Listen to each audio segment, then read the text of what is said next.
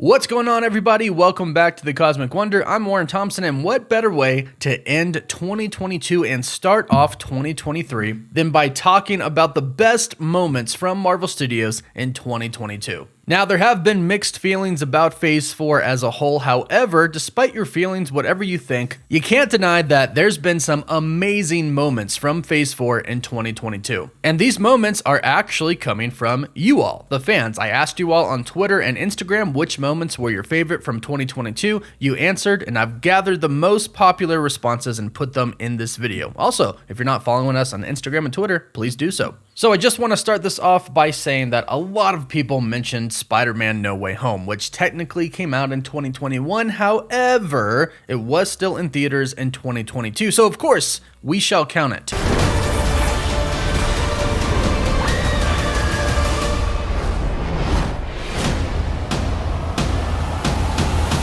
I mean, it's really hard not to count all three Spider-Man being on screen together. It was just amazing. Plus, not to mention, we had things happen like Spider-Man fighting the Green Goblin in Happy's apartment building, and Andrew Garfield's Spider-Man saved MJ. He got his redemption. So, beautiful moments from that movie that kind of did start off 2022 for us. However, the first actual movie of 2022 was Multiverse of Madness, Doctor Strange 2. And this movie, oof, it had some really cool moments. It does have mixed reviews as well, but it did have some truly amazing moments. It was cool to see the MCU get a little bit darker than normal, and it was absolutely awesome to see the Scarlet Witch being a villain and to see her absolutely wreck a bunch of people in a bunch of different scenes. This was one of the best parts of Phase 4. A big scene that everybody talked about was Wanda telling Doctor Strange that she was being reasonable. This is me being reasonable. This gave a lot of people chills. And then, of course, the Illuminati definitely makes it to the top moments of 2022. Seeing John Krasinski as Mr. Fantastic was breathtaking. When he came on the screen and we saw him for the very first time, everybody screamed. Then, of course, seeing Patrick Stewart returned was also amazing. We also got Black Bolt and Captain Carter in live action. Then we saw them get absolutely destroyed, which was sad, but still pretty dang epic.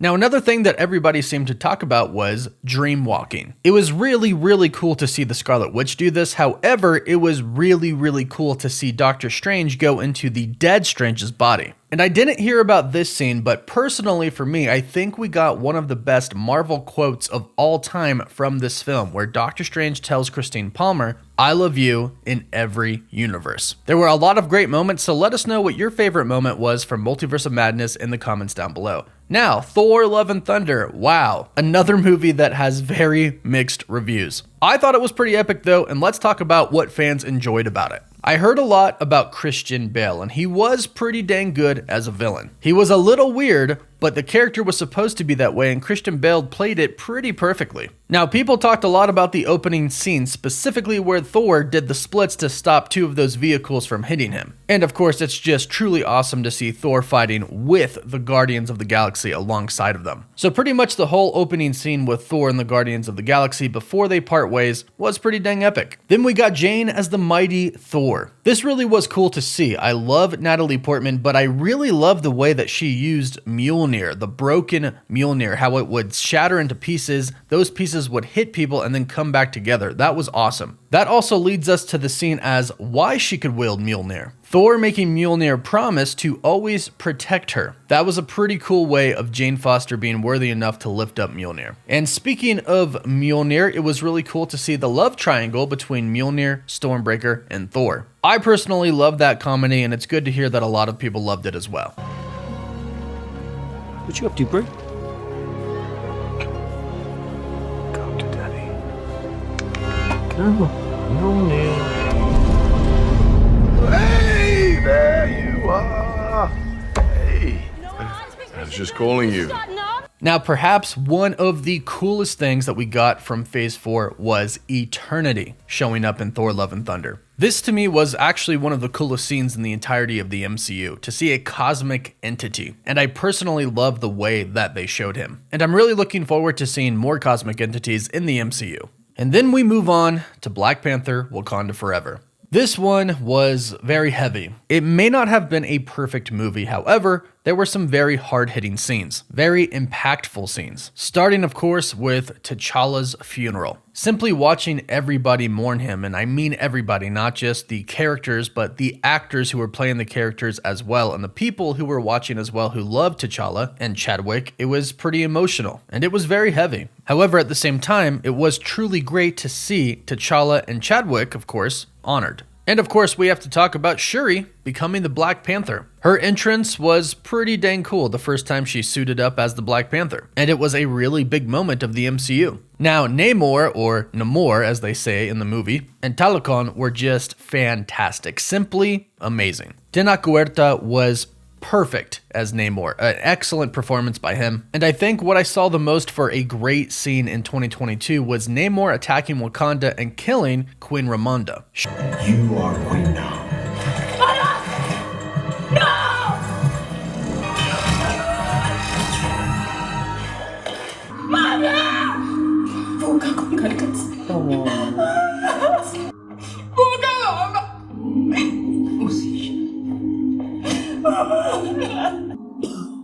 Showing how ruthless he was and showing no mercy. He set out to make a point, and he did so by killing the Queen of Wakanda. It was super intense, and it was really awesome. Now, also the ending of the movie, the post-credit scene where we found out that T'Challa and Nakia had a kid. This was very impactful as well, but most importantly, this kind of tells us that Marvel is essentially recasting T'Challa. We found out that his son's name is indeed T'Challa as well. So whatever stories they need moving forward that have to do with T'Challa from the Marvel comics, they can still do with his son, but simply act like he's the same version. So whether that's T'Challa getting with Storm and marrying her, that is still possible. So this was a very big scene. And now we move on to the Disney Plus shows and the Disney Plus specials. Starting with Moon Knight, and out of all of the Disney Plus shows that we got this year, this one was definitely my favorite. Oscar Isaac, Steven, Mark, Jake, they were all great to me. And seeing Oscar Isaac suit up as Moon Knight for the very first time was truly epic. I saw that one talked about a lot online, and then where Steven tried to fight on his own for the first time, and he gave us that classic "My name is Steven" with a V line. Like a butterfly, sting like a bee. My name's Steven with a V. Come on, come on!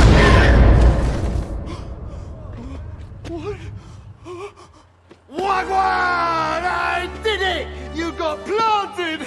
Then we had actual gods fighting each other. That was pretty insane to see in a very different side of the MCU. Very different gods. We had Egyptian gods here. And the whole entire vibe of sort of the ancient Egypt, Indiana Jones, and the mummy type of feel was really, really cool as well. The suit itself was pretty fantastic, and I really loved the whole psychological thriller aspect that the show had to it. It was also really cool seeing Moon Knight and the Scarlet Scarab fighting together, but I think the scene that was talked about most online was when Steven and Mark see the hippo, the goddess Taweret.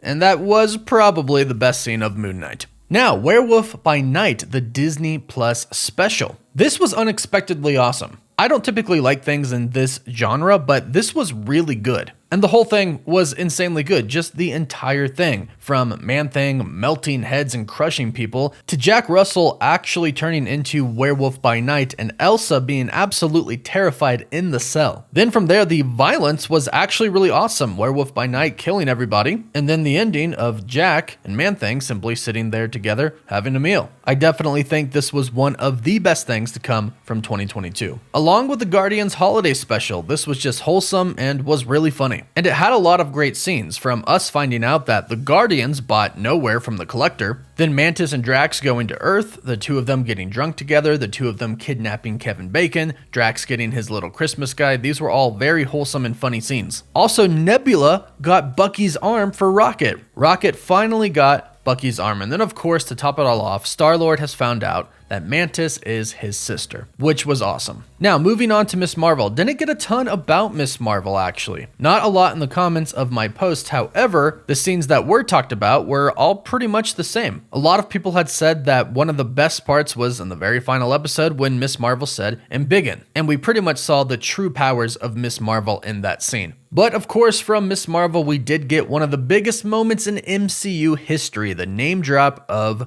mutants. And while that was dropped, we heard the X-Men 97 theme played in the background as well. This was truly an historical moment for the MCU. And then the scene that was second most mentioned was Miss Marvel and Captain Marvel switching places at the end. And we're about to find out what's going on there this year in the Marvels. And to top it all off, we end with She-Hulk. Now, most of what we got for She-Hulk was about Daredevil, of course. Simply Daredevil just appearing in She-Hulk was amazing. Charlie Cox back as Daredevil. Simply fantastic. I think the scene that most people talked about, however, was Daredevil's walk of shame.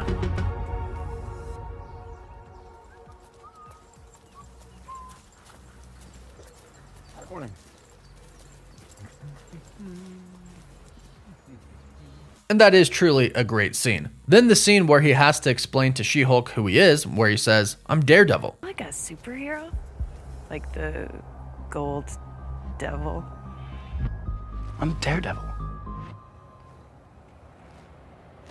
And of course, everybody was talking about the ending. Whether you liked it or hated it, everybody was talking about it. She-Hulk breaks out of her show into the real world, breaking the fourth wall, goes into Marvel Studios and talks to Kevin, where she then proceeds to change the entire ending of her show. Whether you like that or not, it was something to behold. And that would end our Disney Plus shows for 2022. What was your favorite moment from 2022? Be sure to let us know. What was your favorite project and what was your favorite moment? And by the way, those can be two completely different things. You could love one project, but your favorite moment could come from a different one. So let us know down below, and don't forget to follow us on Instagram and Twitter. Please don't forget to like the video and subscribe to the channel so you don't miss out on any of the videos coming in 2023. Thank you all for a very awesome year, and we look forward to another great one next year. And as always, thank you all so much for watching. Woof woof.